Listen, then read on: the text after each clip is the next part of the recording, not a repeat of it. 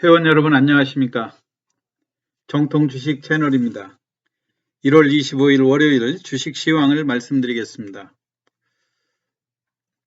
오늘 주식 시황이 예상보다 강한 흐름으로 전개되었죠.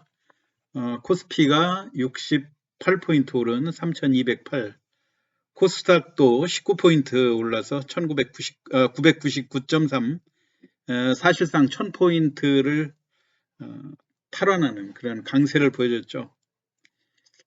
가장 큰 강세 요인으로는 그동안 논란이 됐던 공매도 문제가 당정 협의를 거쳐 대형주 몇몇 종목만 허용하고 중소형주는 3개월 연장하는 걸로 가닥을 잡아가는 것 같고요.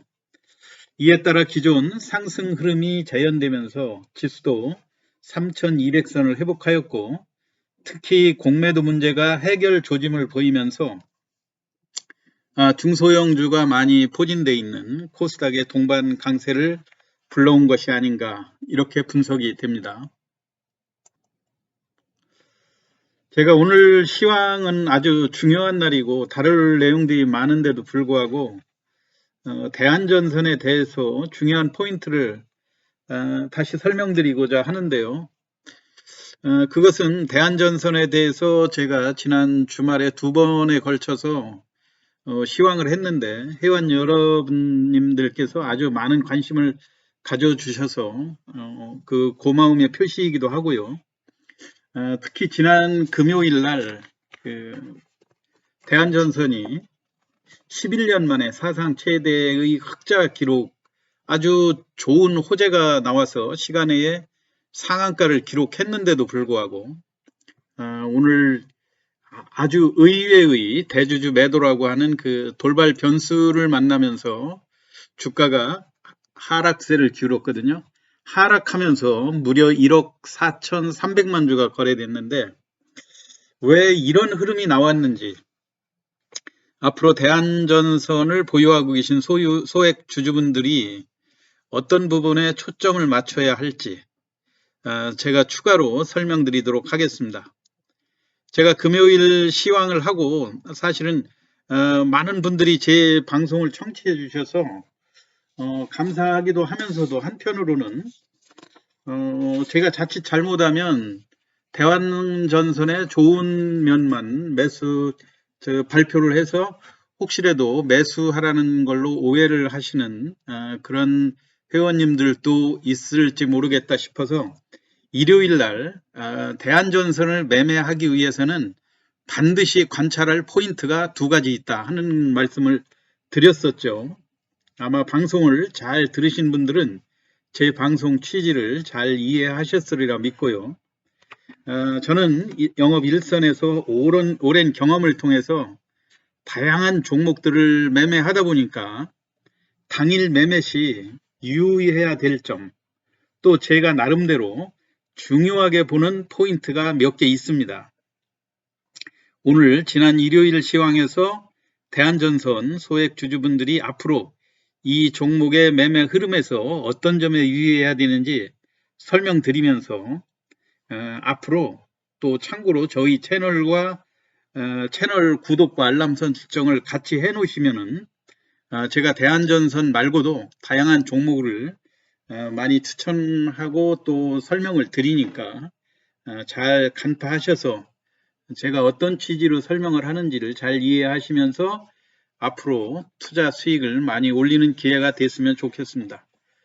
그럼 우선 오늘 대안전선이 하락한 이유, 또 이 종목이 왜 이런 흐름이 나왔는지, 그리고 제가 그날 일요일 날 설명했던 내용하고 부연해서 설명드리도록 하겠습니다. 대안전선 무엇보다도 11년 만에 흑자 기록은 대단히 큰 빅 뉴스였죠. 대안전선을 인수해서 2015년에 IMM 펀드, 그 IMM 펀드의 대주주가 니케거든요. 니케가 오늘 일부 지분을 매도했는데 아마 은행 이제 1,500억을 자기 자금으로 하고 일부 1,500억은 은행권의 그 대출, 그 시중은행 모든 곳을 포함해서 지방은행까지 한 10서너 군데의 그 대출을 받았던 그런 기록들이 오늘 그 회사에서 공시를 했죠.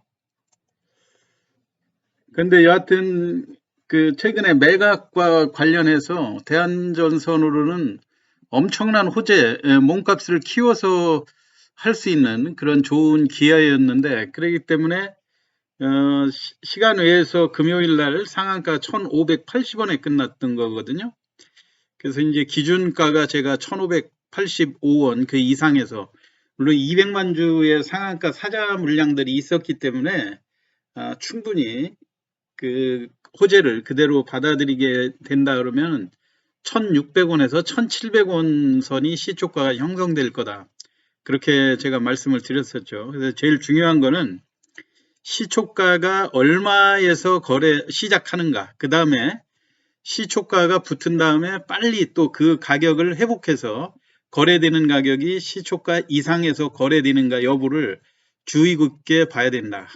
근데 대부분이 이렇게 실적 호전이라든가 중소형주 대량 거래되는 주식들을 보면 시초가의 허수성 매수로 주가를 고점에 띄워놓고 곧바로 되밀리는 경우가 있습니다. 그래서 시초가를 지키지 못하고 밀릴 때는 보통 단기 매매, 당일 매매도 잘 안 하고 되게 매도해야 된다고 하는 것이 저의 지론이거든요. 그래서 시초가가 얼마에 붙는가, 그 다음에 과연 거래되는 가격이 시초가를 회복하고 그 위에서 거래되는가.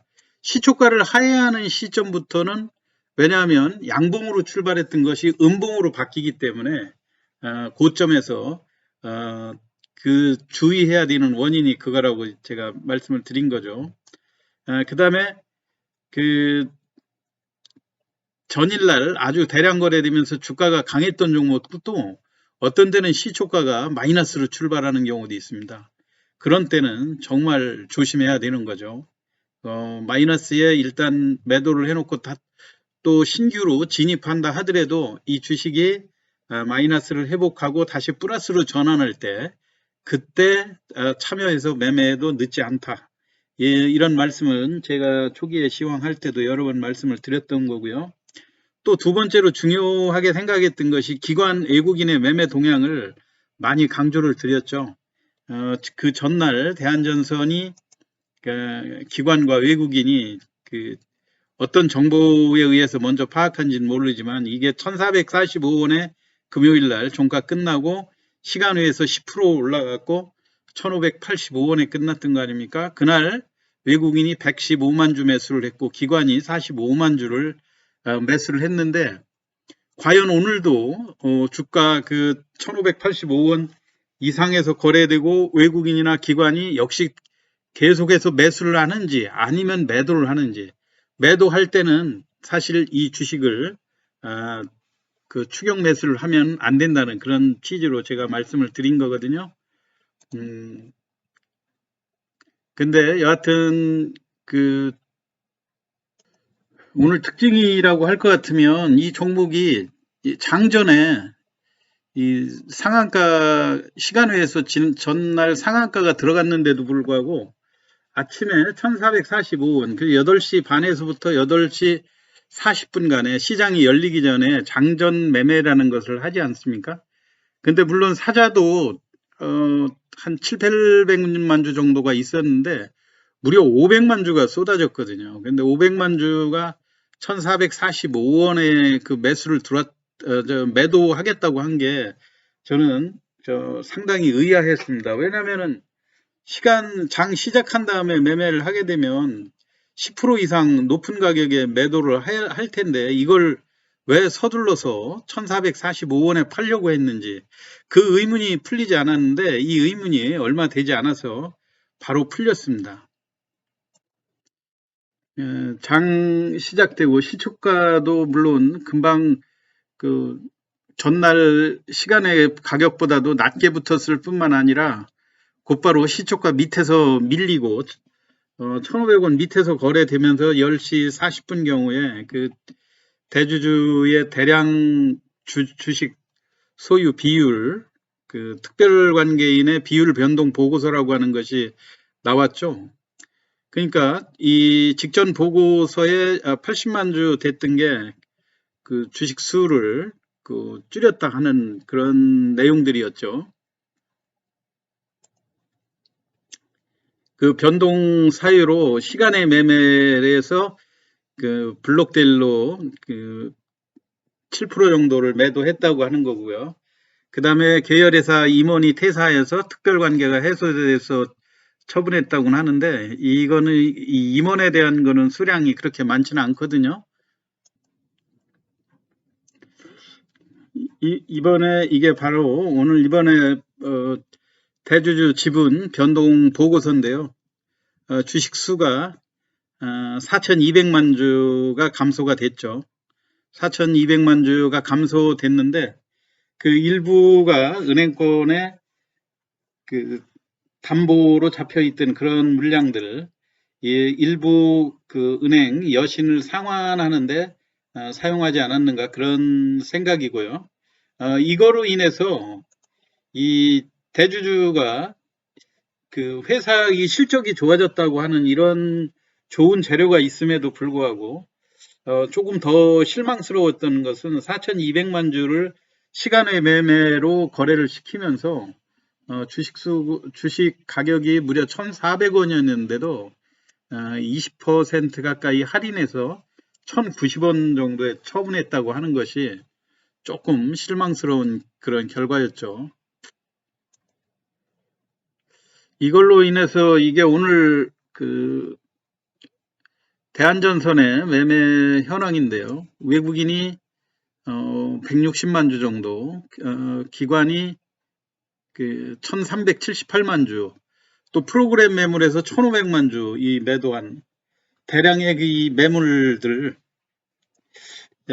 또 특히 또 은행권에서 보유한 1400만 주 등 뭐 기관 투신할 거 없이 전체적으로 매도를 많이 한 그런 모습이죠. 이것 때문에 오늘 전체적으로 지수도 68포인트 정도 올라가는 그런 강세인 와중에 유독 대한전선의 매물이 집중되었다.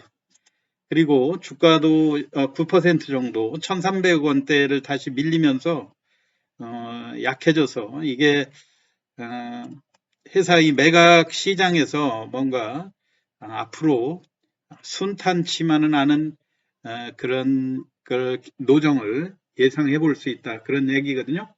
근데 앞으로 이 주식을 보유하고 계신 주주님들께서는 또 유의해서 봐야 될 점이 무엇인지 그거를 간략히 설명도 드리도록 하겠습니다. 우선 오늘은 그 매각 첫날이었기 때문에 이게 지금 블록딜로 가져간 주체가 누구인지 구체적으로 공시가 되지 않았거든요. 그냥 회사에서 지분을 그 정도 매각했다는 것만 나와 있고요.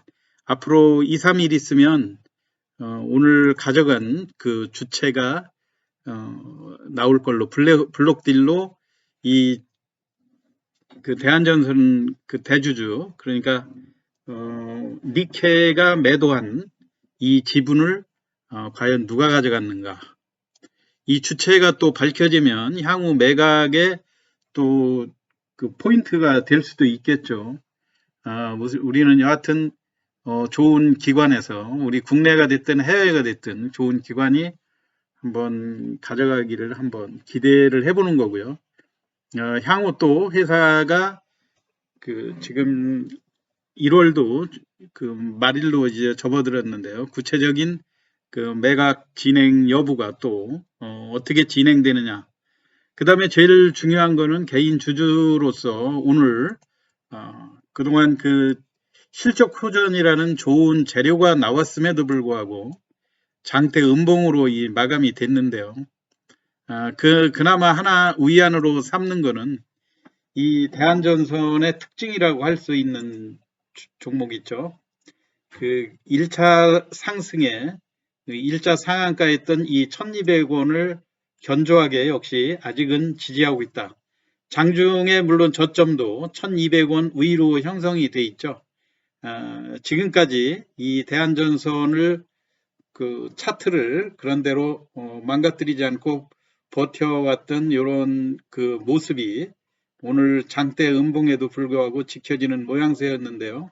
향후 회사가 이제 이거에 대한 구체적인 이야기, 지금까지 제가 그 파악한 거로는 은행의 여신을 일부 상환하기 위한 조치 아니었는가. 특히 오늘 그 질권이 설정된 은행들 또 시중은행을 비롯해서 지방은행까지 10서너 군데의 은행이 그 질권으로 보유하고 있는 수량까지 다 공시를 하지 않았습니까? 이거에 따라서 회사가 향후 매각 방침이라든가 이번에 지분을 넘기게 된 배경이 추가로 뉴스로 나오지 않을까 생각이 되고요. 그동안 견조하게 지켜왔던 요 그 장기 지지선 이 여부를 훼손하는가 여부를 잘 지켜보면서 대응을 하시면 좋을 거라고 생각이 됩니다. 앞으로도 오늘 매도에 치중했던 기관이나 외국인이 다시 순매수를 하는지 여부 그런 것들이 많은 포인트가 될 것이라고 생각이 되고요. 오늘 또 이 니케가 보유하고 있는 그 물량에서 드러났듯이 전체적으로 주식수가 8억 5천만 주에 이르지만 대주주성 지분이 이 절반을 넘는다고 하는 걸로 볼 때 시중에 외국인들이나 은행권, 질권이 설정되어 있는 이런 물량들을 그 제하면 실질적으로 유통 주식수는 그렇게 많은 편은 아니거든요. 이거에 대해서도 한번 관심을 가지시면서 향후 기관과 외국인의 매매가 가장 중요한 포인트가 되지 않을까 그렇게 생각합니다.